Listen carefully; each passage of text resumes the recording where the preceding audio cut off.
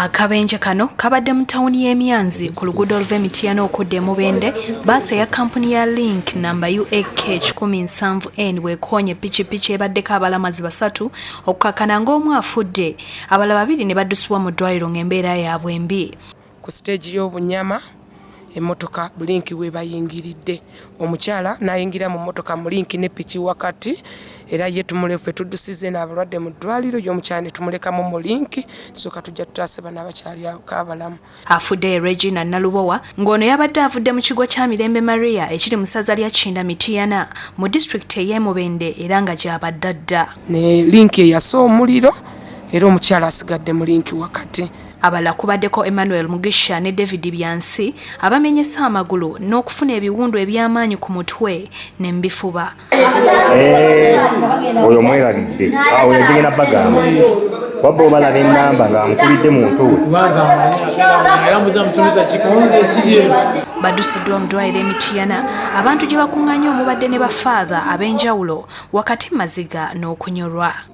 Bonna babadde bava Mityana nga badda bo babadde bagenda ku Lwekasanda nga Link egenda ku Lwemubende. Essaza lino erya Kinda Mityana lye lyakulembeddemu okuyimba misa ku kiggwa ky'Abakatuliki olunaku olw'eggulo e Namugongo, era nga bano abafunye akabenje be bamu ku abo abadde mu kwaya eyayimbye mu misa era nga ne kadi zaabwe babadde bakyazirina mu bulago. Naye nga tusomye amannya gaabwe tubategedde tulabye ne taaga zaabwe kwe tutegeredde nti babadde bayimbi bannaffe. Yo baasi ekoze akabenje poliisi egiseewo n'egitwala ku poliisi e Mityana ng'okunoonyereza bwe kugenda mu maaso. Omwogezi wa poliisi mu kitundu kya Wamala Region Norbert Ochum agambye nti poliisi ekutte ddereva wa baasi enaabitebye wabula era n'alabula abavuzi b'ebidduka okwongera okubeera abeegendereza. N'aba baasi oba abamotoka abavuga emmotoka oba baasi weba muri mu kkubo mumanye nti waliwo n'abalala abalikozesa kkubo.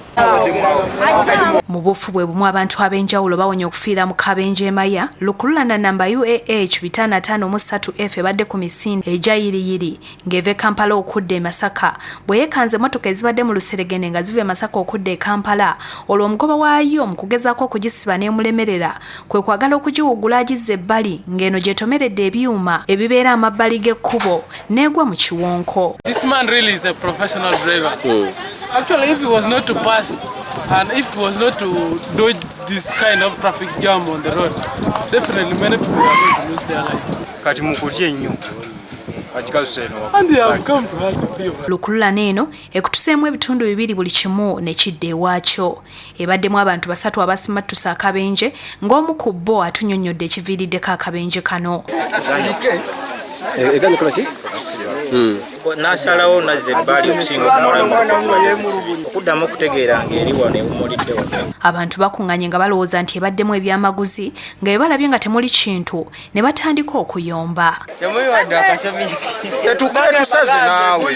Betwogeddeko nabo basabye gavumenti okuzimba amalwaliro agawerako ku luguudo lw'e Masaka okusobola okuyamba abo abafunye obubenje mu kifo ky'okubaddusa emulaga e Kampala oba e Masaka kubanga waba wala nnyo. Tukolere eddwaliro ku luguudo lw'e Masaka abantu bafa nnyo. Luka Kajiri ne Buyondo George William be bakusakidde eggulire lino ku Rwabukedde TV1.